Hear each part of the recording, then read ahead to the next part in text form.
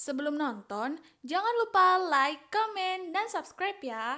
Mengapa responsive feeding penting bagi bayi? Responsive feeding adalah proses mengenali tanda-tanda lapar dan kenyang yang ditunjukkan oleh bayi, serta bagaimana bunda menanggapinya dengan tepat. Ini merupakan proses yang bersifat interaktif dan aktif. Bunda secara aktif memperhatikan si kecil saat makan, membaca isyarat yang ditunjukkan, dan memberikan feedback. Pada waktu yang sama, buah hati akan berkomunikasi dengan bunda melalui minat yang ditunjukkan untuk makan atau sebaliknya. Mari kenali lebih lanjut tentang responsive feeding. Responsive feeding memungkinkan bayi makan sesuai dengan keinginan dan kebutuhan fisiologisnya sendiri, serta dapat mencegah terjadinya overfeeding alias makan berlebihan. Dalam responsive feeding, orang tua atau pengasuh akan mengenali tanda-tanda overfeeding dan melakukan tindakan berdasarkan isyarat awal rasa lapar bayi dan isyarat kekenyangan di akhir sesi makan. Makan diberikan saat bayi lapar, bukan memaksa bayi untuk makan. Diperkirakan bahwa tidak mengenali atau memahami isyarat kenyang pada bayi dapat berkontribusi pada pemberian makan berlebihan selama bertahun-tahun awal kehidupan bayi. Pertumbuhan yang cepat pada usia di bawah 1 tahun dapat berkontribusi pada risiko obesitas di kemudian hari. Responsive feeding memungkinkan bayi mengatur nafsu makan dan pola makannya sendiri yang dikaitkan dengan status berat badan ideal yang sehat. Manfaat responsive feeding diakui oleh UNICEF, WHO, NHS 3, dan RCN 4. Inilah beberapa tips sukses responsive feeding. Pertama, bayi makan dengan suapan secara langsung. Pada usia 6 bulan, bayi belum bisa mengunyah secara langsung, sehingga tidak disarankan untuk menggunakan metode BLW atau Baby Led Weaning. Jadi, suapilah bayi dengan rasa senang agar perasaannya tersalurkan pada si kecil. Jangan memaksa ya bunda, biarkan bayi membuka mulut dengan sendirinya saat sendok mendekati mulutnya.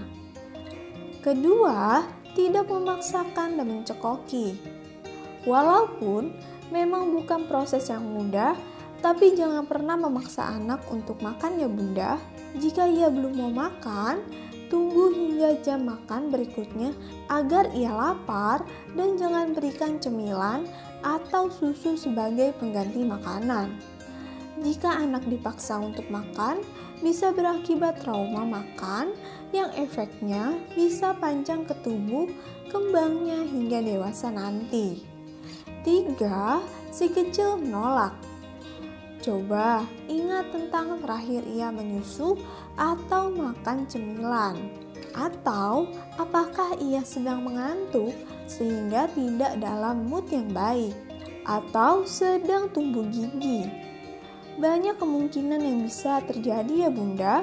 Sebagai ibu, kita yang harus peka terhadap ketumbuhan si kecil. Apalagi jika ia belum bisa bicara. Periksa berbagai kemungkinan yang mungkin menyebabkan ia menolak dan belum mau makan. Buat jadwal makan yang teratur setiap harinya, membantu si kecil mengenali rasa laparnya. Keempat, mencari alternatif. Alternatif dalam artian variasi menu, rasa, tekstur, hingga peralatan makan yang dipakai. Walau masih bayi, si kecil juga bisa merasakan bosan. Jika diberikan makanan yang itu-itu saja. Coba cek juga, apakah rasa makanannya enak? WHO tidak melarang menggunakan garam dan gula, tapi harus dibatasi agar tidak memberatkan kerja ginjal si kecil. Si kecil ingin turun tekstur atau naik tekstur. Juga bisa dicoba untuk mengubah-ubah tekstur makanannya. Kelima, tidak ada distraksi.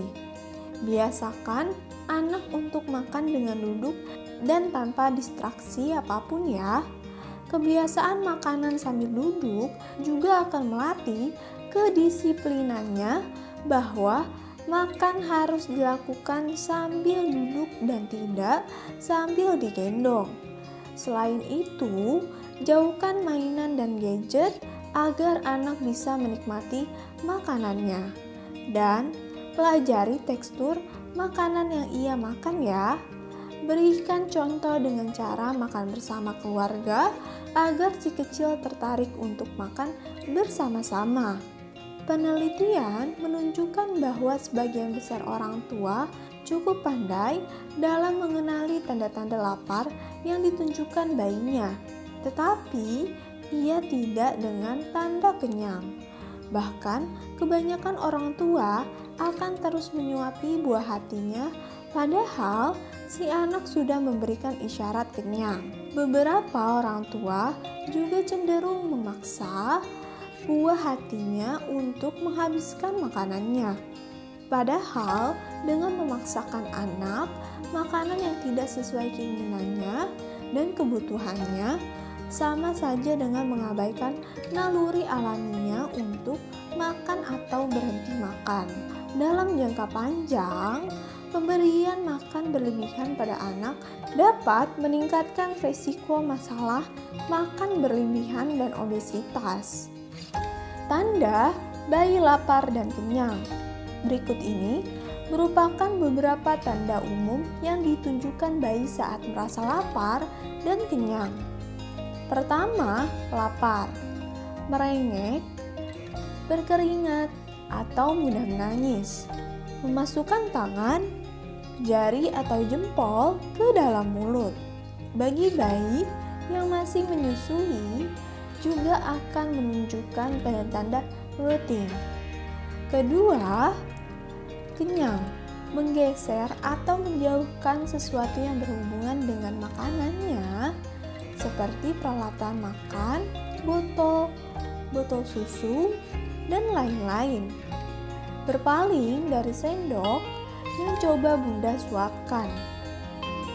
Membuang atau menumpahkan makanannya, menggelengkan kepala atau mengisyaratkan tidak mau. Setiap anak memiliki isyarat sendiri untuk menunjukkan rasa lapar dan kenyang. Kenali syarat tersebut sejak dini. Responsive feeding mendorong bunda dan si kecil untuk terhubung pada waktu makan.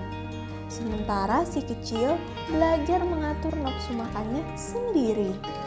Responsive feeding memang lebih dikenal berjalan sukses untuk bayi yang masih menyusu eksklusif. Tetapi saat bayi mulai makan MPASI, responsive feeding akan mengajarkannya untuk memutuskan apakah ia akan makan dari apa yang bunda tawarkan dan berapa banyak yang akan dimakan. Bunda berperan untuk memutuskan makanan apa yang akan ditawarkan dan kapan makanan tersebut akan ditawarkan pada anak.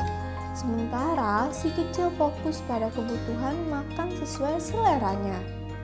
Inilah mengapa responsive feeding penting bagi bayi. Semoga informasi ini bermanfaat ya.